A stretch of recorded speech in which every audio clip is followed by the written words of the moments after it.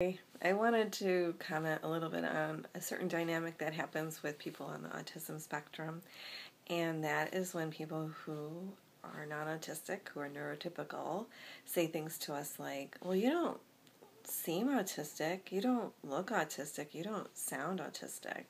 This happens a lot. And I want to say a couple of things about it. Now, first of all, we are all very different people. You know, there is no one way to be autistic. We have different personalities. We're from different ethnic backgrounds, different socioeconomic groups.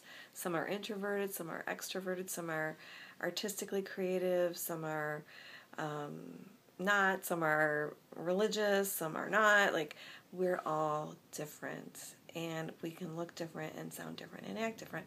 And we also have different types of impairments and different types of strengths and different coping mechanisms. So,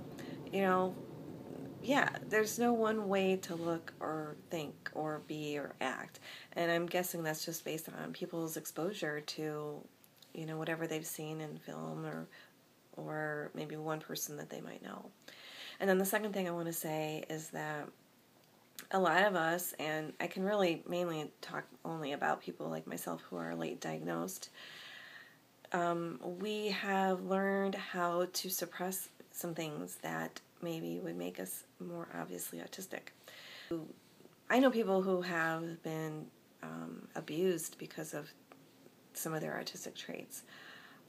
We've been put down, bullied, or just on some level that you will not be accepted because of a certain way that you are. So you try and change it. You try and morph into something else. So yeah, there's a lot more going on under the surface that you may not know about. Now, I'm aware that this is not a dynamic that just occurs with people on the autism spectrum. I mean, I think a perfect example would be within the gay community.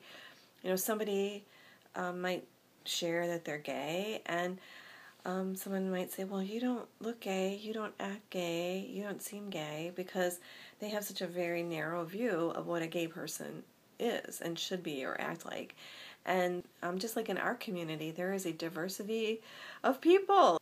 I think it's kind of a similar thing. And, not to mention the fact that many people who are gay have had to, or either had to or felt they had to, suppress parts of themselves that maybe might make them appear or seem more obviously gay in order to survive, not be discriminated against, not be abused, maybe for like their actual physical safety as well. So they've maybe had to kind of hide that and morph that, and so again, there's a lot more going on, and not everything is obvious to others. It's really interesting, like, how deep these stereotypes go. I like this show, Push Girls. It's a reality series about 4 women, well, now I think it's 5 women in LA who are in wheelchairs. And they're really awesome. They're just, like, dynamic and smart and gorgeous and all this. And there's this one scene where 2 of the girls are sitting on the sidewalk and chatting, and they're out on the town and they're having fun. And a guy walks by and is like, yeah, right, you're paralyzed. They said that happens fairly often, that people don't actually believe that they're paralyzed. Like, even though they're in the wheelchairs, people don't believe it because they have such a strong stereotype of what a person in a wheelchair is supposed to be. So yeah, it's I guess it's just amazing how strong these things are. And with us in the autism community, I think that especially for people with Asperger's, where we maybe have more coping mechanisms and, we can kind of suppress it a little bit more. It's not as obvious, and I think there just isn't as much information out there about it. So I've had people say this to me in my life, to some degree. I haven't really told that many people yet, but it doesn't bother me because it's done in a way of more just kind of like trying to understand and figure out. And I don't blame anybody because I was just as dumbfounded as the next person. I didn't know either. I had the same understanding and stereotype. I wouldn't have guessed it myself.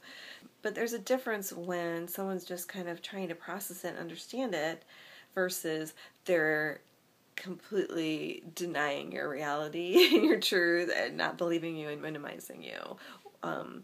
And what's really interesting is that this happens most often, in my experience, and I hear a lot about this, with people in the helping profession and with people who work with autistics. It's almost like they're the worst offenders.